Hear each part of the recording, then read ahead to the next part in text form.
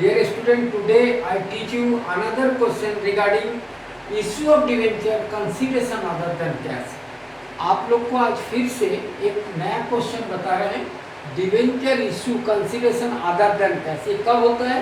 जब when company purchase an assets और against the assets value company issue debenture, that type of issue is called consideration other than cash. फिर से समझिए, यदि कोई company asset संपत्ति खरीदती है और उसका अगेंस्ट में डिवेंचर इशू करती है तो उस तरह का डिवेंचर इशू को हम लोग बोलते हैं consideration other than cash. Question देखिए, X limited purchase building from Y limited of rupees 1,98,000 1,98,000 purchase consideration made by issue of 10% debentures of rupees 100 each, past journal entries, when debenture issue। यहाँ condition है क्या? यदि debenture at par में हुआ है, पार का मतलब सेम वैल्यू, मतलब 100 का चीज 100 में हुआ है तो पार, और 10% डिस्काउंट, जैसे 100 का चीज मान लीजिए 90 में इशू हुआ तो डिस्काउंट हो गया, और 10% प्रीमियम, जैसे 100 रुपये का चीज को 110 रुपये में किया गया तो 10% प्रीमियम हुआ। इस तीन कंडीशन में हमको जनरल एंट्रीज बनाना है, ठीक है। यदि डिवेंचर पार में इशू हुआ, डिवेंचर डिस्काउंट में इशू हुआ, डिवेंचर प्रीमियम में इशू हुआ।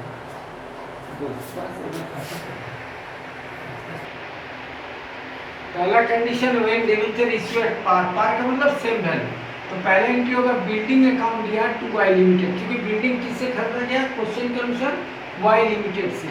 तो बिल्डिंग अकाउंट दिया टू वाई लिमिटेड अकाउंट 1,98,000, 1,98,000, और वाई लिमिटेड को क्या दिया जा रहा है? 10% डिवेंचर। तो वाई लिमिटेड अकाउंट दिया टू 10% डिवेंचर अकाउंट। देखिए इसमें पार में है, मतलब जितना मूल्य है उतना ही का है। तो 100 रुपये का डिवेंचर 100 में इशू हुआ तो पार हुआ, तो वाई लिमिटेड को हम लोग 1,98,000 का डिवेंचर देंगे। देखिए दूसरा कंडीशन था when debenture issue at 10% discount. तो देखिए पहला एंट्री होगा बैंक बिल्डिंग अकाउंट दिया टू वाई लिमिटेड, आपने वाई लिमिटेड से बिल्डिंग खरीदा है कितने रुपए का? 1,98,000 का। अब आप डिवेंचर को इशू करें 10% डिस्काउंट पर, समझिए 100 रुपये में 10% डिस्काउंट होगा तो कितने रुपए का डिवेंचर हो गया? 90 रुपीज़ होगा। अब आपको देना कितना वाई लिमिटेड को? 1,98,000। तो क्रॉस मल्टीप्लिकेशन कीजिए, 1,98,000 इंटू 100/90, तो आपका होगा 2,20,000। आपको देना कितना था? 1,98,000 और देना पड़ा 2,20,000, इसका मैंने 22,000 आपका क्या हो गया? डिस्काउंट हो गया। फिर से समझिए, आप 100 रुपये के डिवेंचर में 10% डिस्काउंट में इशू किए, 100 का डिवेंचर कितना में इशू हुआ? 90 रुपीज़ में। आपको देना कितना वाई लिमिटेड को? 1,98,000। तब देना पड़ेगा ज़्यादा, तो क्रॉस मल्टीप्लिकेशन कीजिए, 1,98,000 इंटू 100/90, आपका होगा 2,20,000, और देना था आपको 1,98,000, तो डिस्काउंट कितना हुआ? 22,000। तो आपका एंट्री होगा Y limited account DR discount on issue of debentures account DR to 10% debenture account. आपका वाई लिमिटेड 1,98,000 डिस्काउंट कीजिए loss, so it is debited 22,000 to 10% debenture account 2,20,000।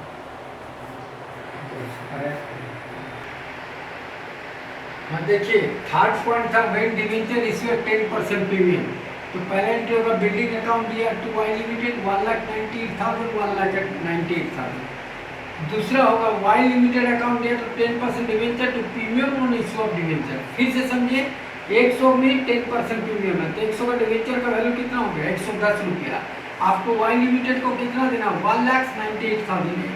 तो आप क्रॉस मल्टीप्लिकेशन कीजिए, 100 इंटू 1,98,000/110, तो आपको देना पड़ेगा 1,80,000। आपको देना था 1,98,000, तो आपको 18,000 रुपये क्या हो गया? प्रीमियम हो गया। फिर से समझिए 100 का डिवेंचर में 10% प्रीमियम है, तो आपका 100 का डिवेंचर का वैल्यू कितना हो गया? 110 रुपीज़। आपको देना था वाई लिमिटेड को 1,98,000, तब कम देना पड़ेगा तो कितना देना पड़ेगा 1,80,000, और आपको देना था 1,98,000, तो 18,000 आपका प्रीमियम हुआ। तो एंट्री क्या होगा, वाई लिमिटेड अकाउंट दिया 1,98,000, 10% debenture account 1,80,000 and premium to premium on issue of debenture 18,000.